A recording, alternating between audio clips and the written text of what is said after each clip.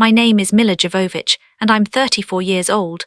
3 years ago, my mother suffered a massive stroke while visiting my sister in Boston, and I was the surgeon who ended up operating on her. I hadn't spoken to my mother in nearly 8 years. But that's not where this starts, that's the collision. Let me take you back to where it actually begins, because you need to understand what it means to be someone's plan B for your entire life. Not plan B like a second choice, plan B like the backup generator no one checks until the power goes out. I was only important when everyone else was unavailable. And the moment someone better came along, I got switched off. I grew up in a house with 2 daughters. My older sister, Sarah, was the golden child, not because she was kind or driven or uniquely talented, but because she was easy. She was pretty in a way people immediately complimented, funny in a way that made our parents feel clever by association, and she had a gift for making people feel like they mattered to her. It was probably genuine at first. By the time I was old enough to understand what was happening, it had calcified into performance. I was the quiet one, not shy exactly, I just didn't have the same gift for self-promotion. I was a reader, a watcher, a kid who noticed things but didn't announce them. I got good grades without making a show of it. I was kind to people without expecting applause. I was, in short, invisible. The science fair when I was 11 is a good example. I spent 6 weeks on a project about soil contamination. I built a model of an aquifer, used actual contaminated samples, created a filtration system. I was proud of it in the quiet way I was proud of everything. My mother looked at it for maybe 90 seconds before saying it was nice. She didn't come to the fair. She had book club. Sarah, meanwhile, did a display on the history of fashion. She printed pictures, hot-glued them to poster board and showed up in a sparkly dress. My mother attended the fair specifically to see her exhibit. She took photos. She got emotional. That's the texture of it. That's what it feels like to be the backup plan. You're not neglected exactly. You're maintained. You're kept around, but you're never the first choice. My father was gentler. He'd read my science fair project while Sarah was getting dressed. He asked me questions about the filtration system. He said he was proud of me. But he also looked tired when he said it, and when my mother called him away, he left without saying goodbye. This was normal. This was how love worked as far as I could tell. By the time I was in high school, I'd made a specific kind of peace with it. I would not compete for my family's attention. I would find my own measure of worth. I started volunteering at the hospital, first as a candy striper, then in different departments. I found Dr. Elena Rodriguez in the surgery wing, and she became the person who saw me. She'd stopped to talk to me about cases. She asked about my grades. She wrote me a recommendation letter for college with language so warm it made me cry. "You see people," she wrote, "not surfaces, that's a gift in medicine." My mother read that letter and said, "That's nice, honey." She was on her way out. Sarah was getting engaged and there was a dinner with the fiancé's parents. Medicine became my fortress, not because I was running towards something, but because I was running away from the constant low-level pain of being insignificant in my own family. I applied to schools early. I got into Johns Hopkins, Boston University, and Cornell. I chose Johns Hopkins because Dr. Rodriguez had gone there, and because it was far from home. I was 18 when I finally got my mother's full attention. I was home for winter break of my freshman year, and I made the mistake of being excited about my organic chemistry midterm. I'd gotten a 98. My lab partner had gotten a 72. I knew it was unusual. I knew it mattered, and I made the cardinal error of mentioning it at dinner. My mother looked up from her food, actually looked up, set down her fork. "Johns Hopkins," she said, "the organic chemistry class is rigorous if you're scoring nearly perfectly." She trailed off, but I could see the calculation happening behind her eyes. She just realized her daughter went to a top university and was excelling. For about 6 months, I was the most interesting person at home. She'd tell her friends about my school. She'd ask me questions about my classes with something that looked like genuine interest. She came to my apartment in Baltimore for a weekend and walked around like she was touring a museum of accomplishment. When we went to lunch, she mentioned to the server that I went to Johns Hopkins, unprompted. I know how pathetic this sounds.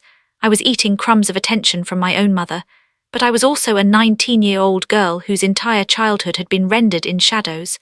Those 6 months felt like finally being seen. Sarah noticed.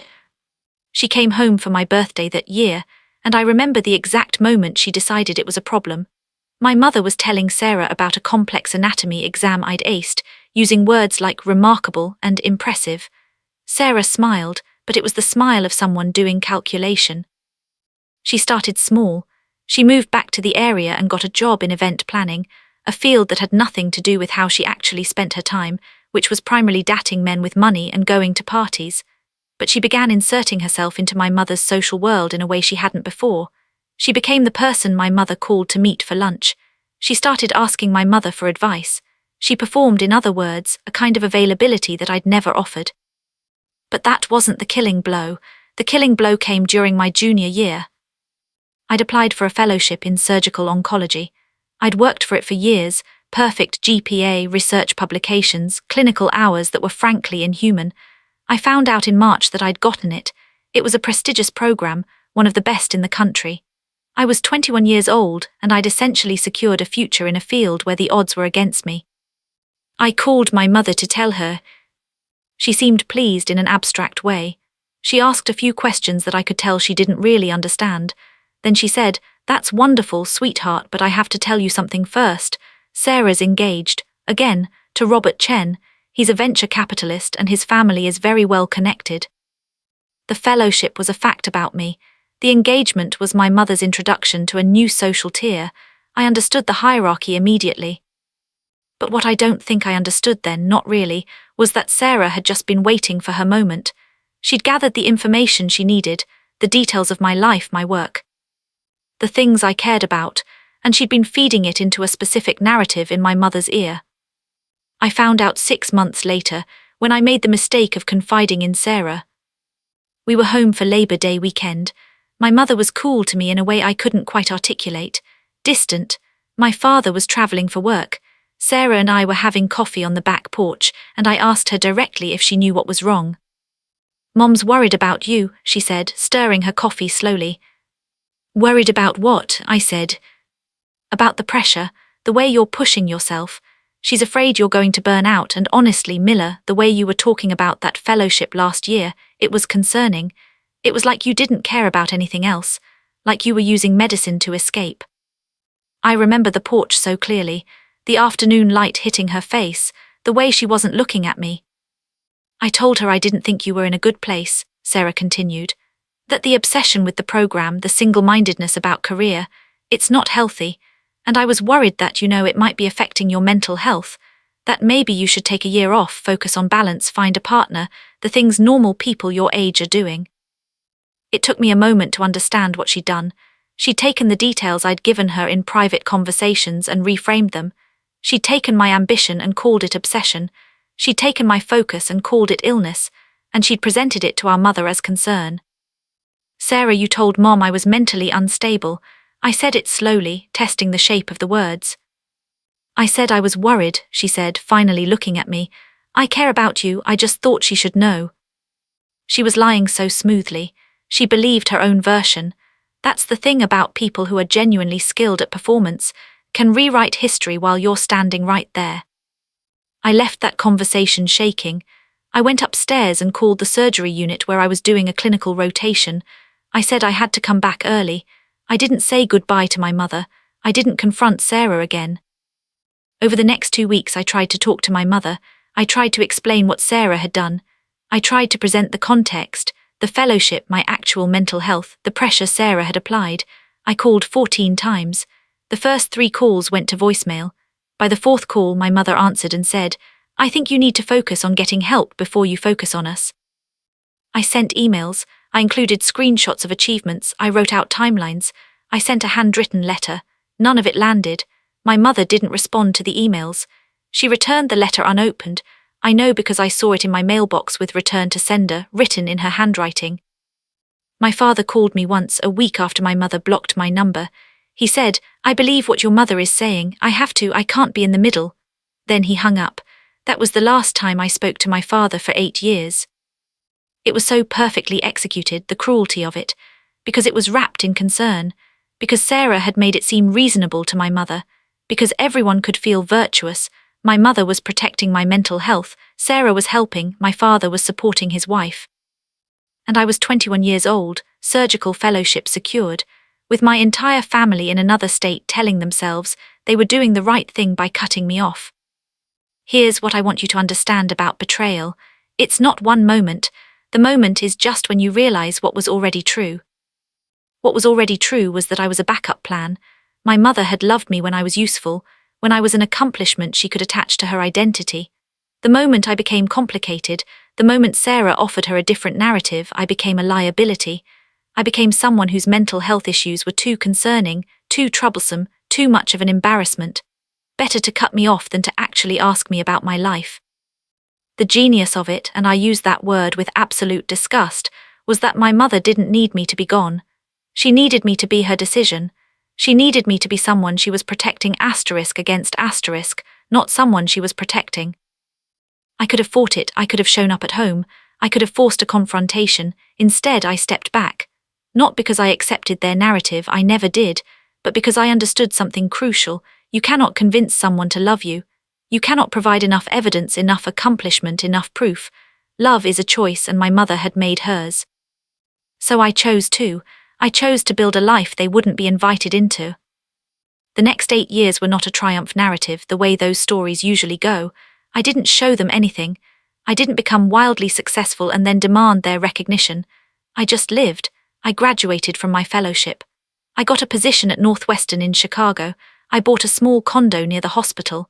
I made friends in my program, and one of them, David, became the kind of friend who stays. More importantly, I found mentors. Dr. Rodriguez stayed in touch, even after she realized my family wasn't going to visit for my graduation. I had colleagues who checked in on me. I had a therapist, Dr. Sarah Chen, who helped me understand that I wasn't the problem, that my mother's abandonment said something about her, not me, even though my nervous system didn't always believe it. I was in a good place, not happy exactly but functional. I was doing surgeries that saved lives. I was training medical students.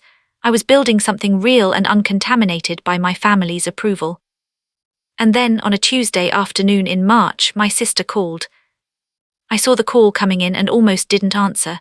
We'd texted maybe twice since the fallout, both times about logistical things, our grandmother's funeral, my mother's birthday.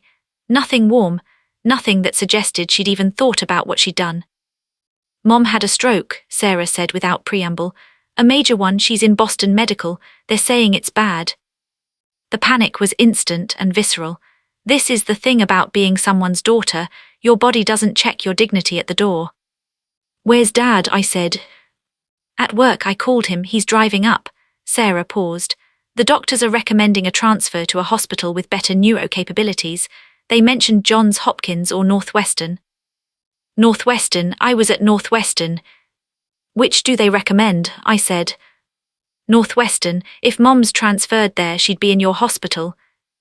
I understand now that Sarah had done the calculation. She'd researched which hospital had the best neurosurgery program. She'd found that I was there, and she'd mentioned it to the doctors, or at least suggested that it was an option. I'll look into the case, I said. I'll find her the best doctor, it won't be me. Miller. I hung up. I went to the surgical lounge and closed the door. And then I sat on that grey linoleum floor, surrounded by vending machines and the hum of fluorescent lights, and I let myself feel 8 years of something I'd been too busy to process. I was a backup plan, even now, even after everything. My mother was in crisis, and somehow, the universe was arranging itself so that I could be useful again. Dr. Sandra Martinez found me there 20 minutes later. She's the head of our neurosurgery department, brilliant, no nonsense, and kind in the way that people who have survived things are kind. Your mother, she said, sitting down next to me on the floor. I nodded. The hospital's requesting a transfer. They want neuro, that means us. She didn't say that means you, but we both knew. I can't operate on her, I said. It's not ethical, there's too much. I know, Sandra said. I'll take the case, you're second. You don't have to see her until after if you don't want to. I want to see her, I said, and the words surprised me as they came out. But not like this, not in a hospital bed, not because she needs me. Sandra put her hand on my shoulder. Sometimes that's all we get, she said. The surgery was scheduled for the following morning. My mother arrived at Northwestern at 3 a.m. I was in the hospital at 4 a.m., ostensibly reviewing the imaging, actually just walking the hallways trying not to think about the fact that my mother was in my building. Sandra was already in the neurosurgery department, images up on the screen.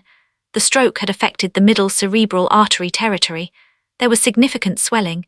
It was the kind of case that requires precision and luck in approximately equal measure. "You're going to assist," Sandra said. It wasn't a question. "I know why you don't want to, and I'm telling you anyway. Because you're one of the 3 best hands I've ever seen do this, and your mother's brain is in trouble. We're going to save her life, and then you can spend the rest of your life not forgiving her if you want to." I changed into scrubs at 5:47 a.m. I washed my hands with the same precision I always do, between the fingers under the nails up to the elbows. Surgical gloves crinkled as I pulled them on. And then I stepped through those OR doors. My mother was already asleep. Her head was already prepped. She was already in the position of someone completely vulnerable, with no agency, no performance, no ability to make me a backup plan. I didn't feel what I expected to feel. I didn't feel rage exactly. I felt something sharper, focus. I felt the weight of a person's life in my hands, and I felt the specific kind of responsibility that comes with that. And I felt beneath it the simple fact of biology. This was the woman who grew me. This was my mother's brain. We operated for 4 hours. Sandra and I worked in that particular rhythm that good surgical partners develop, where you move together without speaking, where your hands understand each other's intentions. We navigated the swelling. We managed the pressure. We stitched back the skull, knowing that we'd done everything we could do. "She's got a chance," Sandra said as we were closing. "A real one, that's on you as much as me." My mother woke up after 12 hours. I was in the surgical lounge when the nurse called to say she was alert, responsive, asking for Sarah. I got a page a few minutes later. "Patient awake, asking for family. They're here, she's asking about her surgeon." I stayed in the lounge for another hour, then I went upstairs. My mother was in the ICU, attached to monitors, her left side not quite working the way it should. My father was there, looking older than I remembered. My sister was sitting beside the bed, holding our mother's hand. When they saw me, something shifted in the room. It's hard to describe, but it was like reality recalibrating. My father stood up first, then he just looked at me like he was trying to place me. "Miller," my mother said, and it came out garbled from the stroke but clear enough. "You're here." "I'm the neurosurgeon who operated on you," I said. My voice was steady, which surprised me. "You had a major stroke affecting your right middle cerebral artery. We removed the clot, managed the swelling, and got you through it. You're going to need significant physical therapy, and your speech might take a while to come back fully, but you're going to live." I said this with the same tone I use for all my patients: clinical, informed, true. "I don't understand," my father said. I thought you were. I thought your mother said you were." "Mentally unstable," I said. "I'm not, I've never been. Sarah told a story and you believed it because believing it meant you didn't have to deal with the complicated daughter who you'd already decided to write off." My mother tried to speak, and the stroke made it nearly incomprehensible. Sarah said, "Miller, this isn't the time." "Actually, it might be the only time," I said. I looked directly at my mother.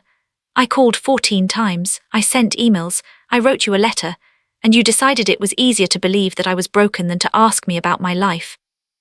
My mother's eyes filled with tears. She reached out her good hand and I didn't take it. I just waited. "I'm sorry," she said, the words slurred and difficult. "I'm so sorry, Miller." Sarah said. I know what she said, and I know that you didn't believe what I tried to tell you because it was easier not to. I said this very clearly, so it would be understood, so it would be heard. I did not come up to your room to have a conversation about this now. I came to tell you that your surgery was successful and that your medical team is going to take very good care of you. Dr. Martinez will be your primary surgeon. I'll be involved in follow-up care, but another neurologist will be your main attending. I turned to leave. "Wait," my father said. His voice was different now. The shock had worn off and something else had taken its place. "Miller, wait, we need to." "You had 8 years to do whatever you needed to do," I said. "You chose not to. I'm not going to stand here and pretend that one terrible day is going to fix 8 years of making your daughter invisible." What happened next was not dramatic. It was, in fact, quite boring to most people, but it was everything to me. My mother stayed in the hospital for 2 weeks. I coordinated her care from a distance, checking in with the medical team, making sure the physical therapy was appropriate, ensuring that her medications were managed correctly. I did not visit her again. My father, however, started coming to rounds, at first just to listen, then to ask questions. After a week he asked if we could have coffee. I said yes. We sat in the hospital cafeteria, and my father spent 40 minutes trying to find words for the fact that he'd abandoned me. He didn't use that word, abandoned, but that's what he was saying. I was a coward, he finally said. I chose peace in my marriage over standing up for you, and then it became easier to believe the story that you were the problem, because admitting otherwise meant admitting what I'd done. Yes, I said, I didn't soften it. It does. I can't fix that, he said. I can't give you back those 8 years. No, I agreed, you can't.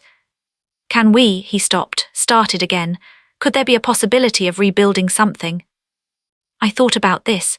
I thought about resentment as a permanent place to live.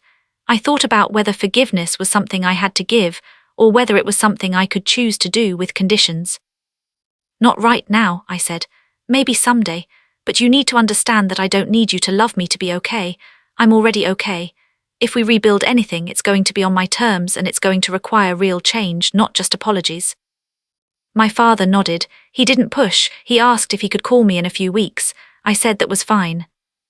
My mother went to a rehabilitation facility for 3 months. Sarah didn't visit as much as people probably expected. It turns out that when your parents aren't around to impress, and your golden child status relies entirely on relative position, being the successful one is less important. 3 months after the surgery, my father called and asked if I wanted to come home for a weekend. He said my mother had something she wanted to give me. I said no. I said that I wasn't ready. 6 months later he asked again. This time I said yes. The house smelled the same. That was the strangest part. I'd expected it to feel foreign, but it felt like memory. The same kitchen, the same stairs, the same light coming through the living room windows. My mother was sitting at the kitchen table.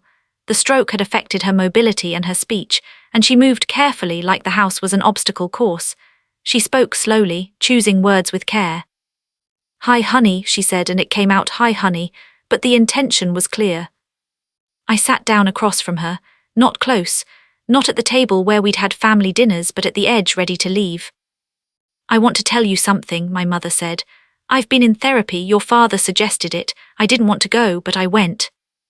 She pulled out a journal. Her handwriting was affected by the stroke, shaky and uneven. "I wrote about you," she said. "Every day about what I did, about how I chose Sarah, how I chose the easier story instead of my daughter." I didn't say anything. "Dr. Chen, your therapist," she called me. "She helped me understand something. She said something about you and I want you to hear it." My mother took a breath. She said that the strongest people she'd ever met were the ones that had been invisible in their own families, because they learned to be enough for themselves, that you had become a surgeon and a good one, not because we believed in you, because you believed in you. I felt something crack in my chest, but I didn't let it show. "I can't make it up to you," my mother said. "I know that, but I want to try if you'll let me." "That's going to take a very long time," I said, "and it's going to require you to do the work, not just when it's convenient, not just when I'm useful, it's going to require you to actually show up." "I know," my mother said, "I will." Sarah came home that weekend too. My father had insisted. She didn't apologize exactly. She talked about her own therapy, her own process, her own journey toward understanding what she'd done and why, which is a kind of therapy-speak way of avoiding real accountability. But she also said, "I was scared that you were going to take being the smart one away from me, so I made you the broken one instead." That was a really fucked up thing to do to my sister. I didn't forgive her, not then, but I didn't close the door entirely either. We had dinner together that night. My father cooked, which he hadn't done in the years I'd known him. It was simple: pasta, salad, bread, not fancy, not trying to be special. 4 plates, no special meaning. Just 4 people who had hurt each other, sitting at a table, trying to figure out how to be a family without destroying each other again. It's been 3 years since my mother's stroke, 3 years since I stepped back into that house. I don't see them constantly. I don't call every week. I don't pretend that what happened didn't happen. But I call every other week, and my mother calls me on days that matter. My father and I have rebuilt something that's tentative and real. My sister and I have a relationship that's probably healthier than it would have been if I'd never found out what she did, because now we both know what we're capable of, and we choose differently. The hardest part wasn't the betrayal. It was rebuilding trust in the face of people who genuinely wanted to change, but who also couldn't undo their choices. It was understanding that forgiveness isn't about absolving them. It's about deciding that you're not going to carry their weight anymore. My mother asked me once if I hated her for what she did. "I'm working on not hating you," I said. "I'm working on understanding that you were scared and wounded and you made the worst possible choice about it, but that doesn't mean I've forgotten what you did." "I wouldn't want you to forget," she said quietly. "I want you to remember so that you never let anyone do this to you again." And that's what I want to tell you, if you're reading this because you recognize yourself.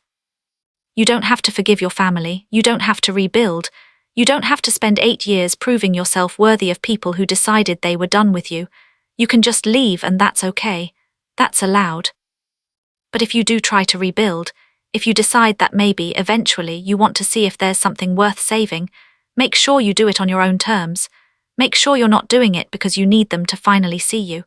Make sure you're doing it because you've already seen yourself and you're curious about who they might become. I'm a surgeon, I see people at their most vulnerable. I know the difference between someone who wants to change and someone who just wants forgiveness without doing the work. My mother and father have been doing the work. It's not perfect, it's not complete, but it's real. And some days when we're sitting at the table, and my mother's words come out clear because she's practicing, and my father's eyes aren't searching for approval, and my sister is genuinely present instead of performing, on those days, I think we might become the family we're supposed to be. Not the one we were, not the one we might have been, but the one we're choosing, slowly and painfully, and with full awareness of what we cost each other. That's all any of us really get.